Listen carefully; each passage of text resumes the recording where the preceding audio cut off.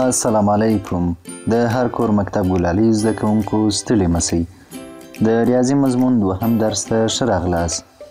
په تیر درس کې موږ او تاسې د ریاضي تعریف او له صفر څخه تر لسو پورې د اعدادو ویل او لیکل زده کړل. د نن ورځې په درس کې به د عددونو او حروفو ترمنځ توپیر وپېژنو. راځئ چې راپیل یې کړو. عدد څه شی دی؟ هغه نښه چې د شیانو اندازه وښیي عدد نومیږي. لکه یو کتاب، دوه قلمونه، درې معلمان.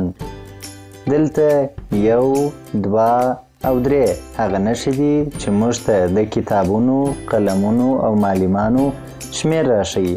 نو هره نښه چې موږ ته د شیانو شمېر راوښیي عدد نومیږي.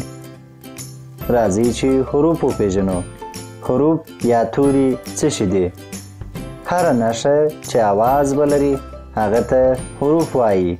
لکه الف، ب، جیم، دال او یا هم ا، بی، سی. نو دا هغه نښې دي چې اوازونه لري. هره نښه چې اواز ولري هغه ته حروف یا هم توري وایو. انګلیسي ژبه 26 توري لري او هر توری اواز لري. پښتو ژبه 44 توري لري او هر توری اواز لري چې دغه نښو ته موږ او تاسې حروف وایو. ګلالي زده کوونکو اوس تاسې ووایاست چې په لاندې نښو کې کوم یو عدد او کوم یو حرفونه دي.